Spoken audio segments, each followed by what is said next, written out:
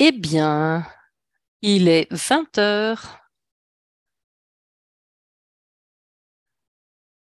Nous allons lancer la présentation, commencer la formation. Et ce soir, de nouveau, nous avons un invité d'honneur avec nous, le professeur Dr Peter Darch, du Darch Scientific, qui ce soir, après la super formation qu'on a eue sur les essences alpha et bêta, va nous parler maintenant d'un autre produit. Un produit qui, au cours des semaines passées, mais quand je vois ce qu'il y a sur les réseaux sociaux à ce sujet, comme témoignage, eh bien, je suis vraiment curieux de voir ce que vont dire ou ce que va dire l'étude. En tout cas, euh, pour expliquer,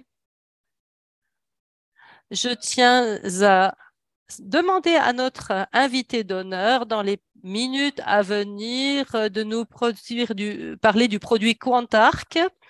Le professeur Dr Darch, vous avez la parole. Bonsoir Jérôme. Eh bien, mesdames, messieurs, je suis très heureux de vous retrouver au bout d'une semaine exactement, même jour, même heure et depuis le même endroit.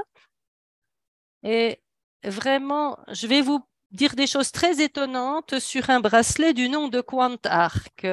Nous avons testé la biocompatibilité ainsi que les effets de ce bracelet sur le stress oxydatif.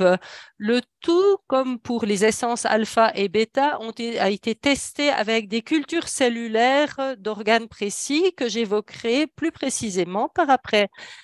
Eh bien, tout d'abord, permettez-moi de me présenter ainsi que ma société, l'Institut de recherche que je dirige.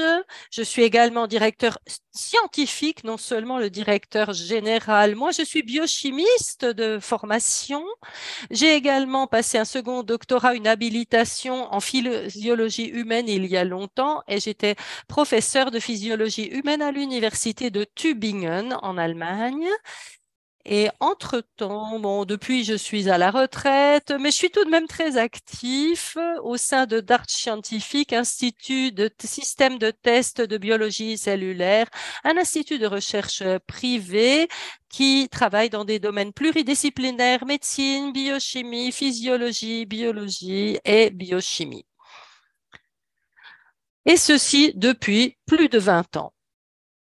Alors, nous travaillons uniquement avec des méthodes hors expérimentation animale, c'est-à-dire avec des modèles de culture cellulaire que nous développons, que nous avons même établi de manière plus scientifique, que nous avons étudié pour pouvoir faire des prévisions sur les effets de certains produits. La suivante. Bien, tout d'abord, quelques paroles. Donc, nous faisons de la recherche fondamentale, mais aussi de la recherche préclinique expérimentale. Et puis, la culture cellulaire consiste à cultiver des cellules humaines, animales ou végétales dans un milieu nutritif artificiel en dehors d'un organisme entier. Et on peut utiliser des types de cellules très différents qui sont isolés à partir de différents organes ou tissus et cultivés. Et on fait une différence de principe en ce qu'on appelle les cellules primaires, c'est-à-dire les cellules qui ont une durée de vie de quelques doublements, de quelques divisions qui ont été fraîchement isolées, ou alors des lignées cellulaires.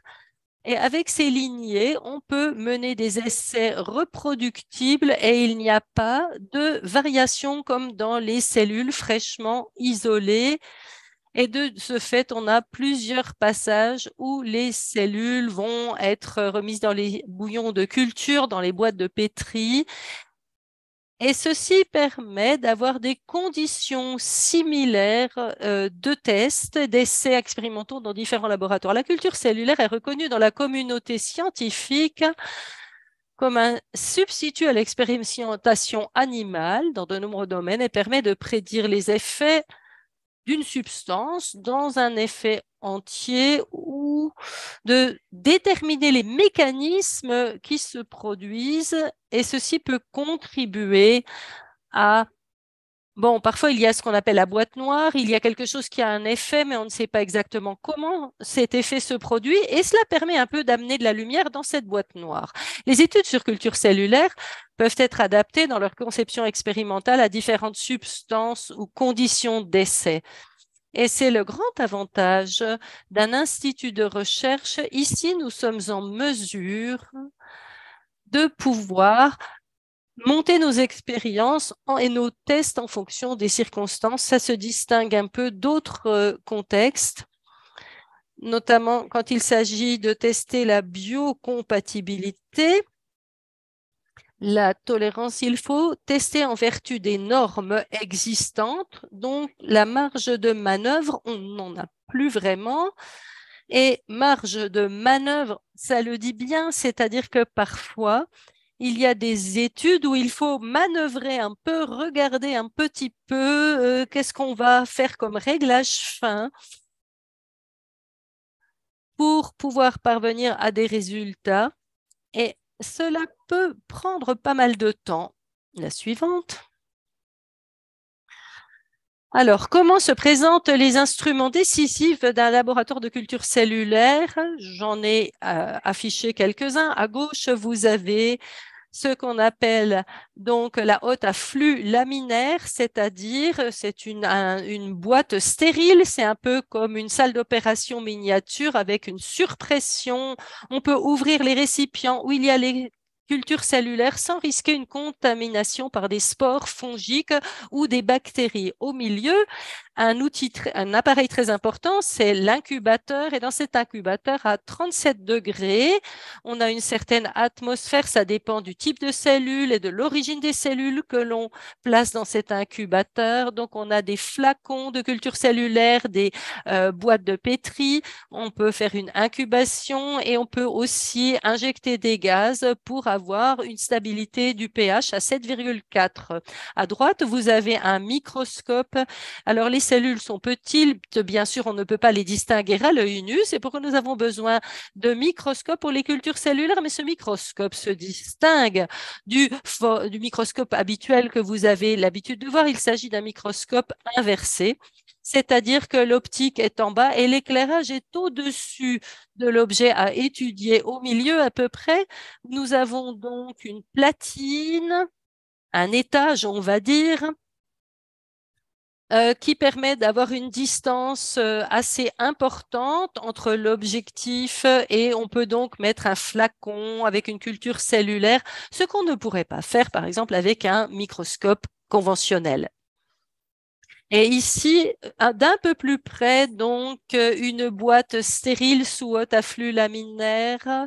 Donc, la paillasse avec des cultures et c'est haut parce qu'il y a donc, c'est rouge parce qu'on a mis un indicateur rouge, donc qui vire la couleur en tant que de changement de pH. Il peut devenir rouge vif ou jaune et on peut tout de suite contrôler le pH.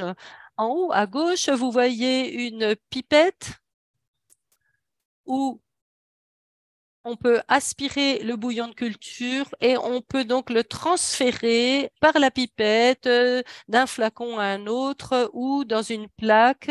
Et s'il y a une protéase, il y a un enzyme, on peut donc faire des suspensions et créer, on peut ensemencer de nouvelles boîtes de pétri, par exemple.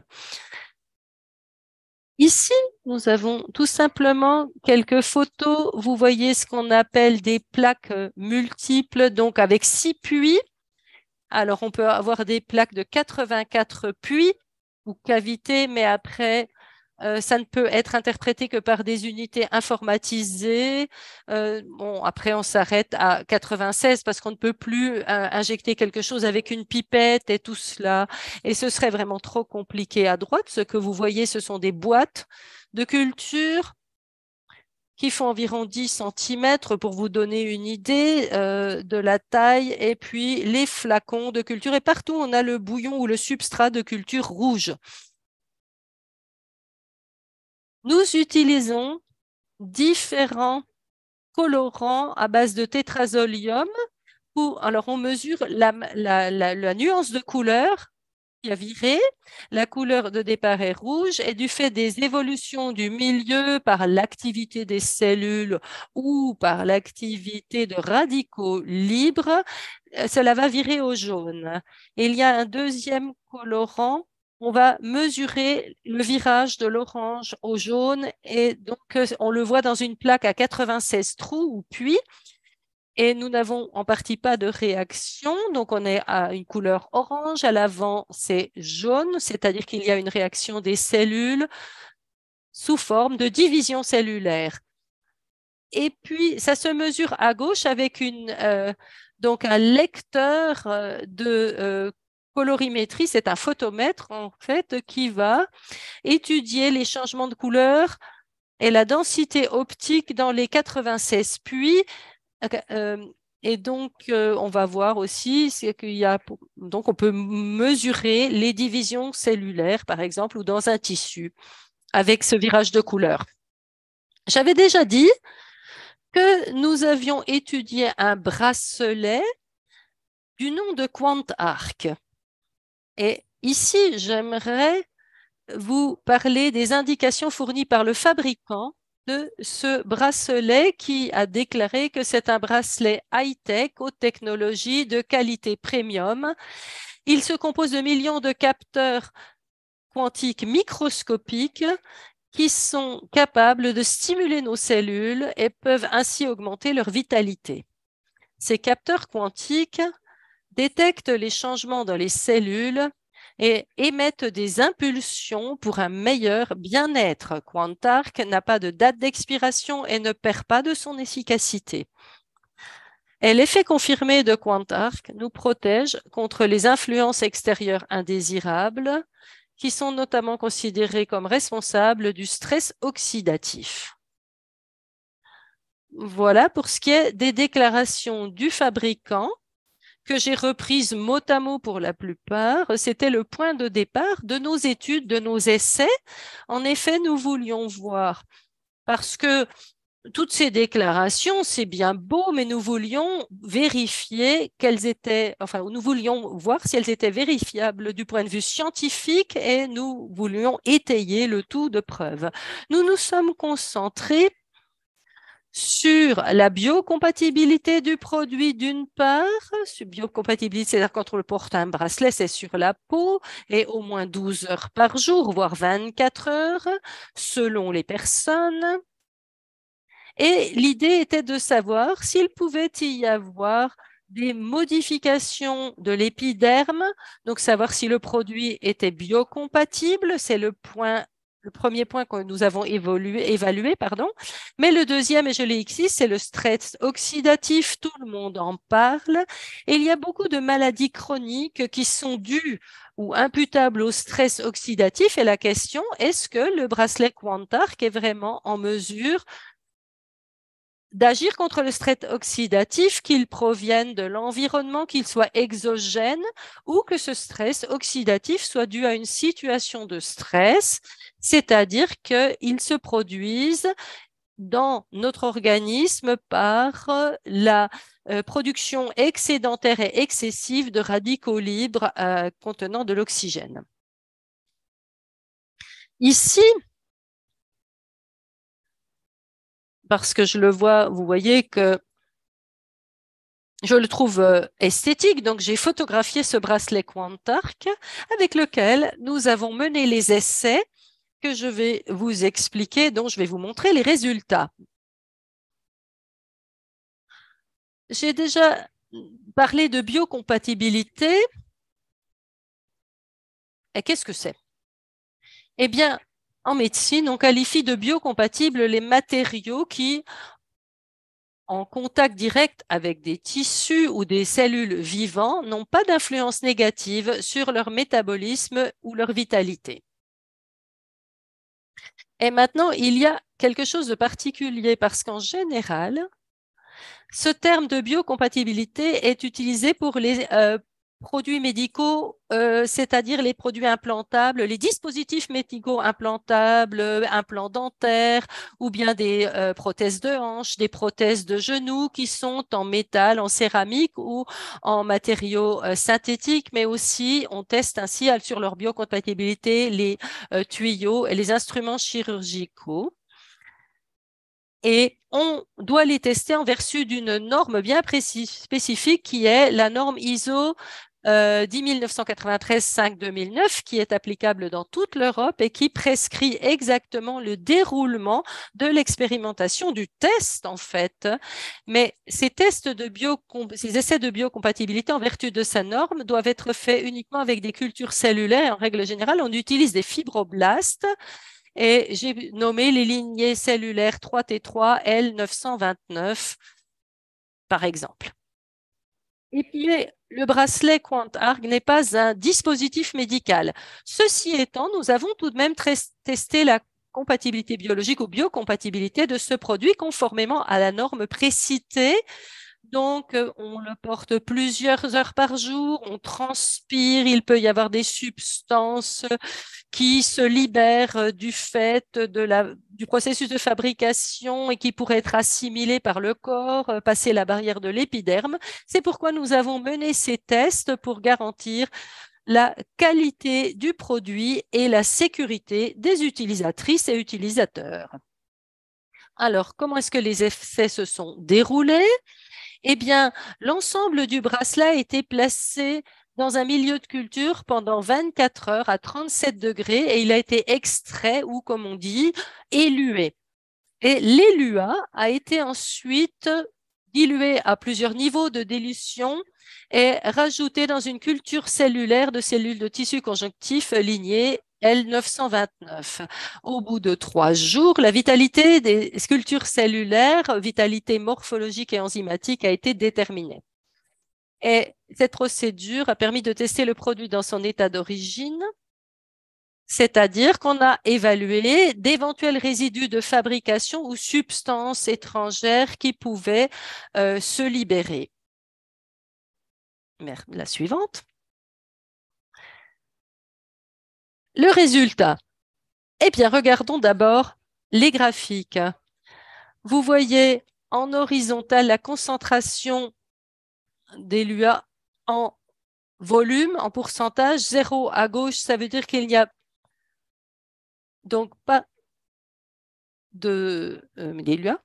Et à 100, ça veut dire que l'ensemble du milieu nutritif a été rajouté en tant qu'ELUA. Alors, à l'axe horizontal, on voit donc le métabolisme, la vitalité cellulaire, en quelque sorte. Et nous avons mené des tests qui vont au-delà de la norme, c'est-à-dire une fois avec des cellules avec une haute densité, beaucoup de cellules dans la boîte de culture et une densité cellulaire faible en vert. C'est-à-dire qu'il y avait des concentrations faibles d'ELUA. Et quand il y a une densité cellulaire plus faible, les cellules réagissent de manière plus sensible en général.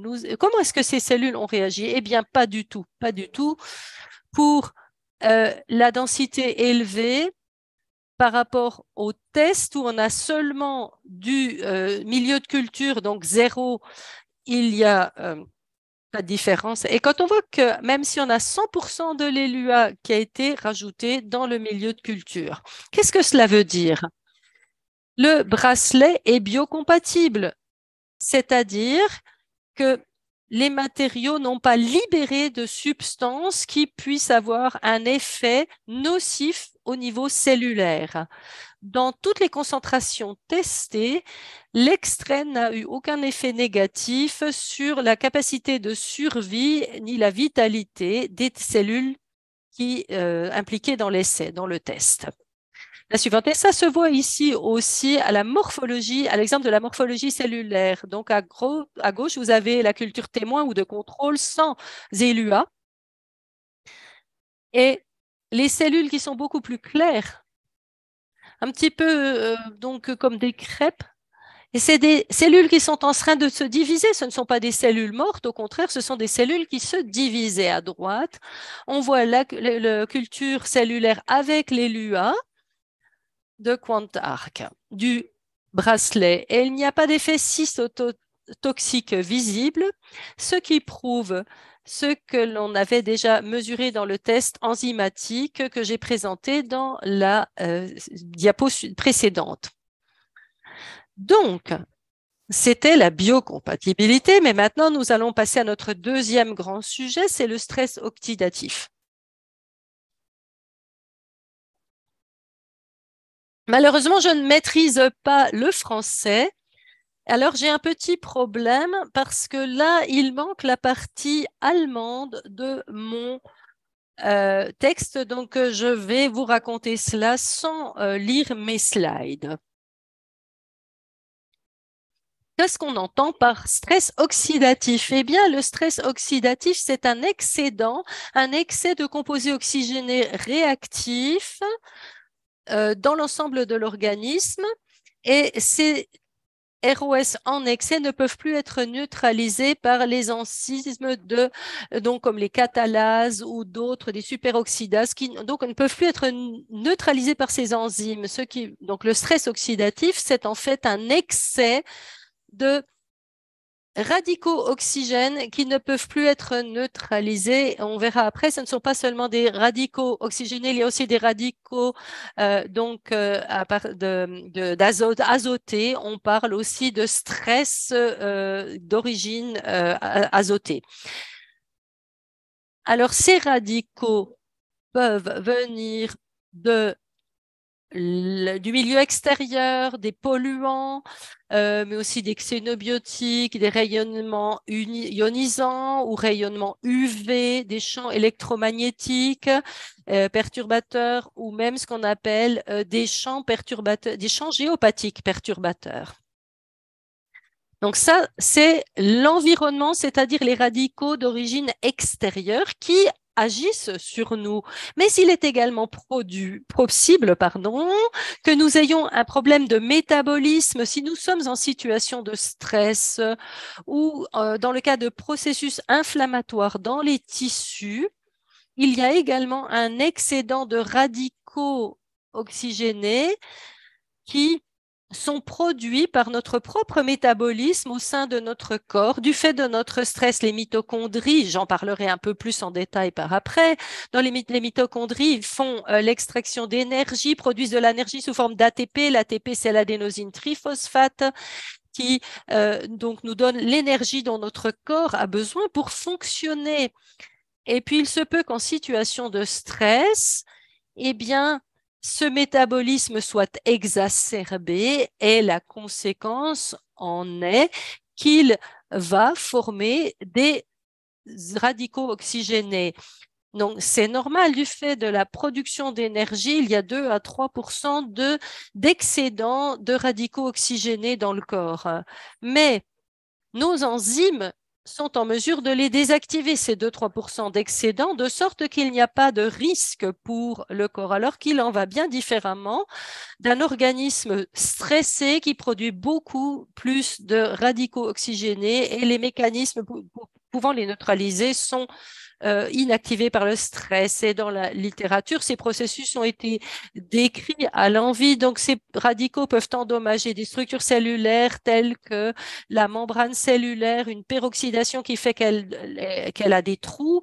Les protéines et les enzymes peuvent être agressées, attaquées.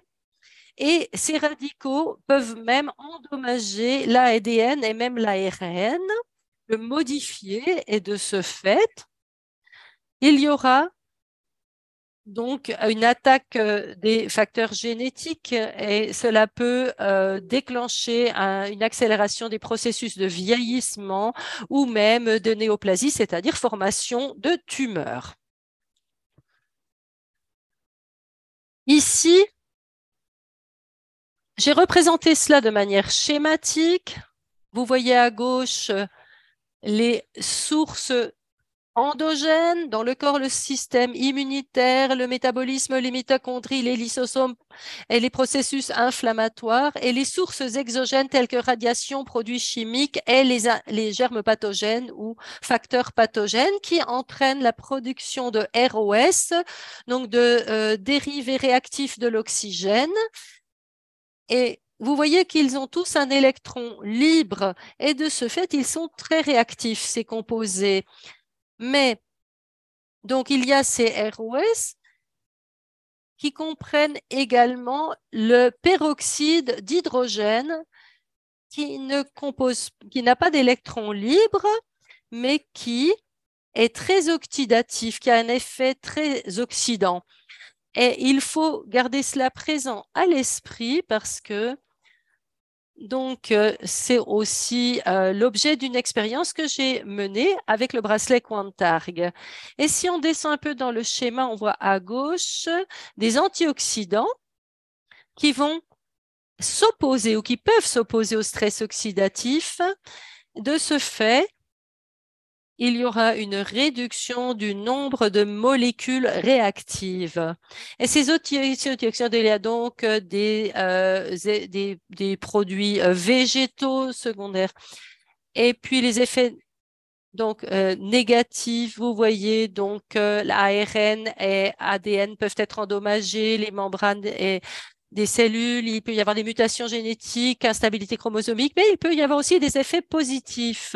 En effet, ces radicaux sont en mesure donc de s'attaquer et de tuer des germes pathogènes qui seraient rentrés dans l'organisme. J'en parlerai plus tard. Et ils sont considérés aussi comme donnant un signal pour la régulation du métabolisme. Donc, il y a le pour et le contre. Le stress oxydatif, c'est toujours l'excédent de radicaux libres. Alors, les mutations ou modifications cellulaires en cas de stress oxydatif, en haut à gauche, vous avez une culture cellulaire tout à fait normale. Ce sont des fibroblastes que j'avais mentionnés au départ. Et on voit très bien au milieu en sombre le noyau cellulaire avec les nucléoles et le cytoplasme. Et si on soumet ces cellules, par exemple, au stress oxydatif infligé par le peroxyde d'hydrogène, on voit au bout de quelques heures que les cellules commencent à s'arrondir, à changer de forme vous voyez sous la flèche, on a ce qu'on appelle des apoptoses, c'est-à-dire de la mort cellulaire programmée. Elles se mettent en mode apoptose. C'est 8 heures plus tard, vous voyez que le phénomène s'est fortement aggravé, c'est-à-dire que le nombre de cellules en apoptose a fortement augmenté. Les cellules n'ont plus que quelques petites. Elles ne sont reliées au fond de la boîte de culture que par quelques filaments et en D, c'est au bout de 12 à 24 heures. Ça dépend de la concentration. Vous voyez qu'il n'y a plus que des débris cellulaires. Au fond de la boîte, il n'y a plus rien. Donc, la culture cellulaire est morte. Les cellules sont mortes. Et j'aimerais attirer votre attention sur le fait que derrière moi, et je ne sais pas si vous pouvez bien le voir à gauche sur votre écran, vous voyez le microscope inversé. Peut-être est-ce qu'on peut m'afficher en grand, merci, pour que ça se voit.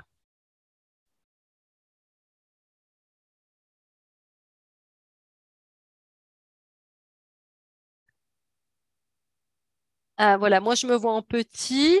Ce serait bien, si je signale aux participants français, dit l'interprète, qu'on peut aussi cliquer sur Vue. La présentation est coupée, donc nos participants peuvent choisir Vue orateur. Donc moi je me vois en petit, je n'ai pas le bon réglage. Et vous voyez ce microscope inversé à gauche. Je le montre du doigt. Vous voyez ici une chambre d'incubation sur laquelle il y a un bracelet Quantarg. Je ne sais pas si on peut le distinguer. Certains disent que oui. Opine Dubonnet, bien, bien. Eh bien, j'avais préparé cela pour Strasbourg, ce montage. En fait, avec ce microscope, je peux enregistrer des vidéos accélérées de culture cellulaire. C'est-à-dire que cette culture cellulaire Bon, elle est sous stress oxydatif et je peux enregistrer la, la manière dont ou la réduction du stress oxydatif par le bracelet Quantarc. Donc, 24 heures sont réduites en 30 secondes de vidéo accélérée. Et c'est quelque chose que je vais montrer à Strasbourg. Mais je voulais vous dire, vous êtes en quelque sorte à la pointe du progrès, en quelque sorte, puisque vous avez une avant-première. Il faut que je fasse attention de ne pas toucher le microscope. Mais en tout cas, c'était pour vous donner en avant-première, un avant-goût de Strasbourg où nous montrerons ces vidéos de ce qui se passe au niveau cellulaire. Et peut-être pouvez-vous de nouveau réafficher ma présentation.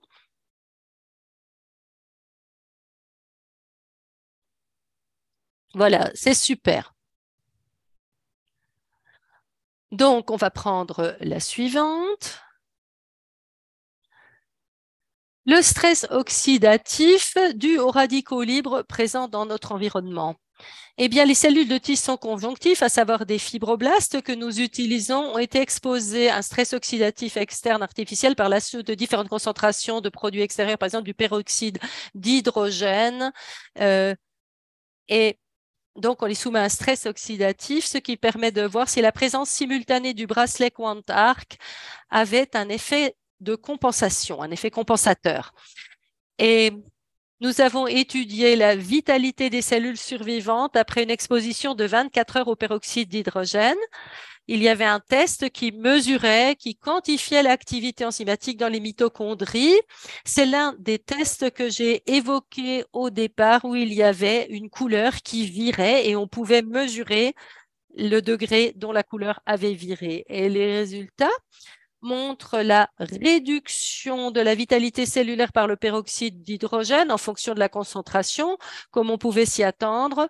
Plus de peroxyde d'hydrogène, eh bien, plus de réduction ou de mort cellulaire. Mais les valeurs de vitalité pour les cellules protégées par le bracelet Quantarc étaient d'environ 20% plus élevées que celles des cellules non protégées. Ce qui veut dire que le bracelet Quantarc donc, dans les conditions expérimentales que nous avions mises en place, à la propriété ou la capacité, donc il y a ces radicaux libres sous forme de peroxyde d'hydrogène et le bracelet peut compenser en partie leur effet à 20%. Si ce n'était pas le cas, eh bien, nous pourrions nous dispenser d'enregistrer en accéléré tous ces tests, comme je le fais en ce moment sur mon microscope.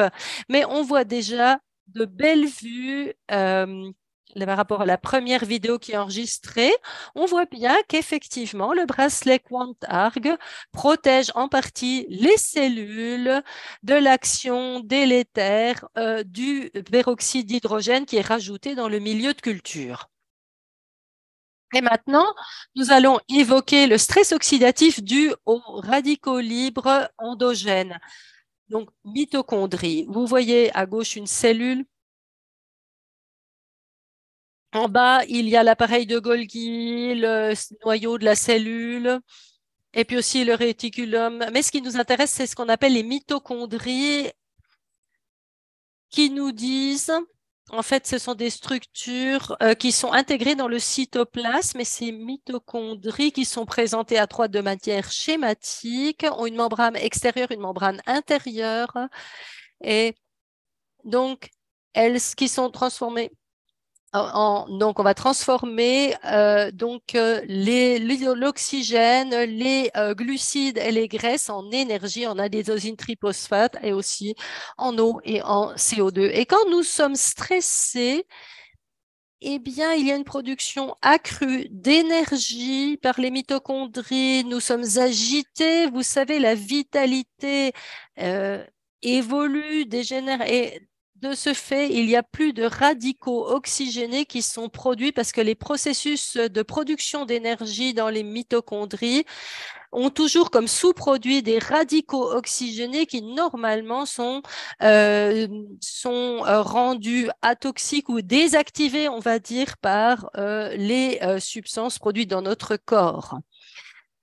Et puis, nous avons également un autre stress oxydatif du radicaux libres endogène. C'est ce qu'on appelle les granulocytes neutrophiles, qu'on appelle tout simplement neutrophiles.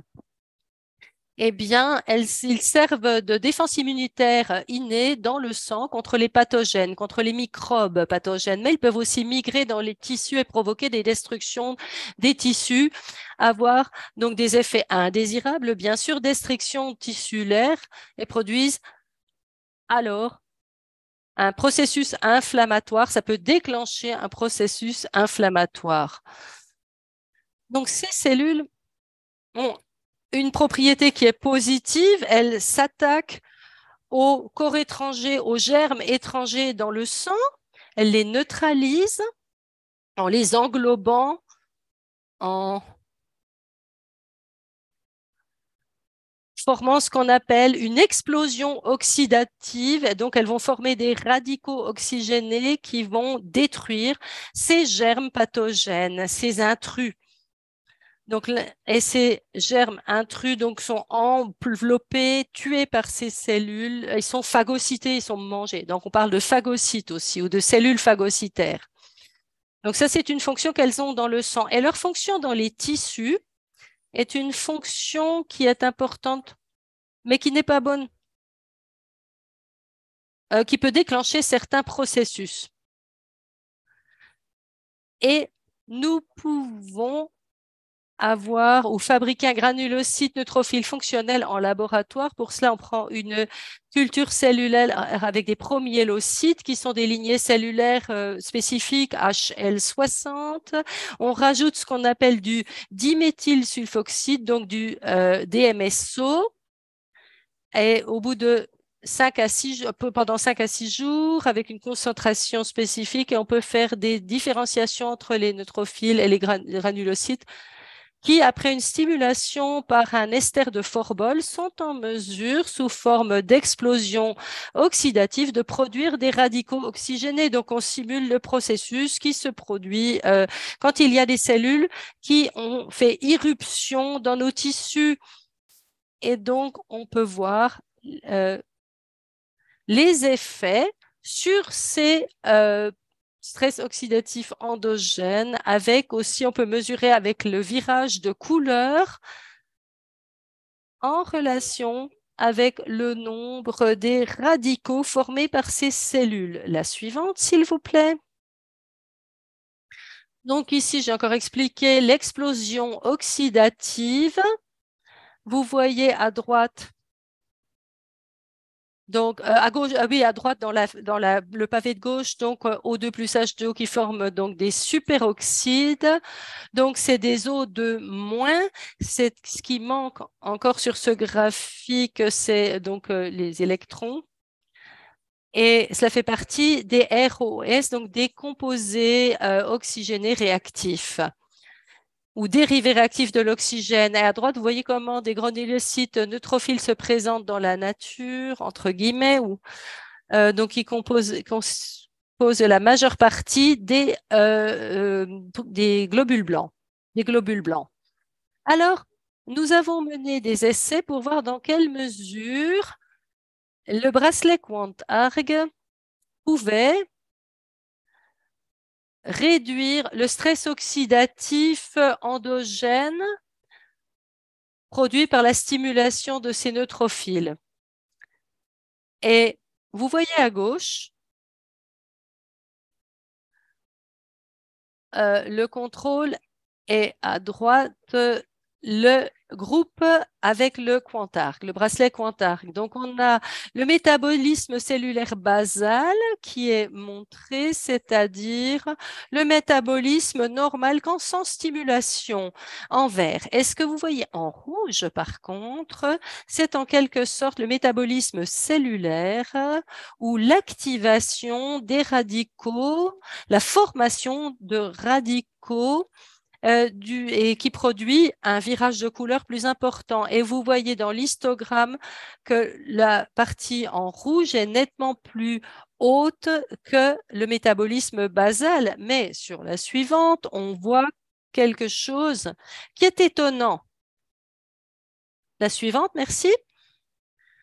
j'ai montré la part de la formation de radicaux sous forme d'explosion oxydative dans cette partie rouge. Et dans le groupe de contrôle à gauche, dans le groupe témoin, vous voyez que l'explosion oxydative représente une part beaucoup plus importante, c'est-à-dire qu'il y a beaucoup plus de radicaux formés que dans le cas où il y a le bracelet Quantarg, puisque la superficie en jaune est beaucoup plus petite. Si on quantifie, on se rend compte qu'il y a une réduction de 75% de la production de la formation de radicaux grâce au bracelet Quantarg dans ces systèmes cellulaires. Et je trouve que c'est exceptionnel, c'est remarquable et étonnant. La suivante.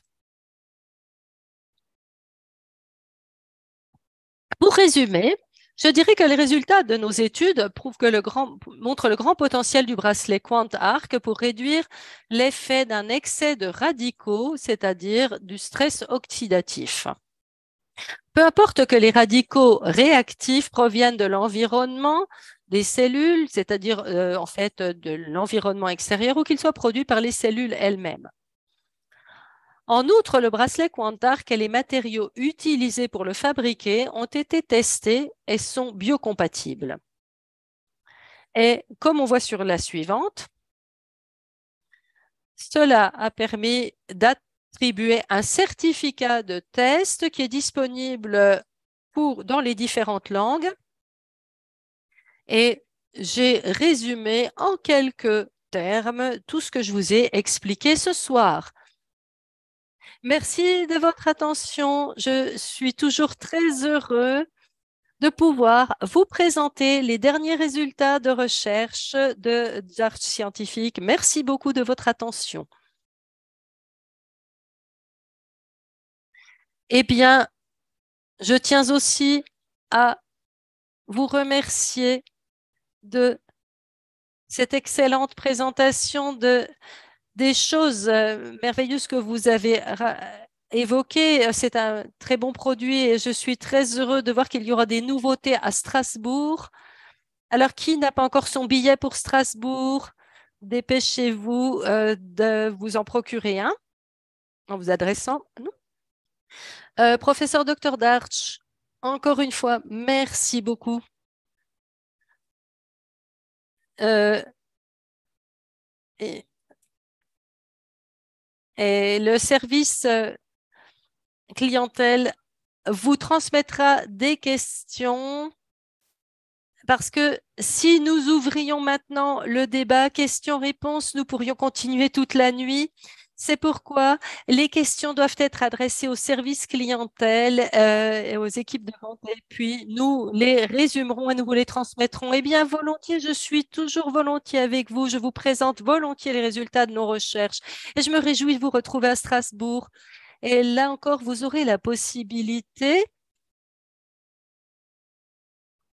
Et là, on se verra in vivo, hein, dans la vraie vie, pas devant un ordinateur, comment seulement. Et si c'est possible, vous pourrez poser des questions. Mais j'espère que j'aurai le temps de manger quand même, hein, quand je serai avec vous à Strasbourg, que vous me laisserez le temps de manger. Eh bien, on y arrivera. Merci beaucoup. Merci beaucoup. Bonne soirée à toutes et à tous. Au revoir. Bonne soirée.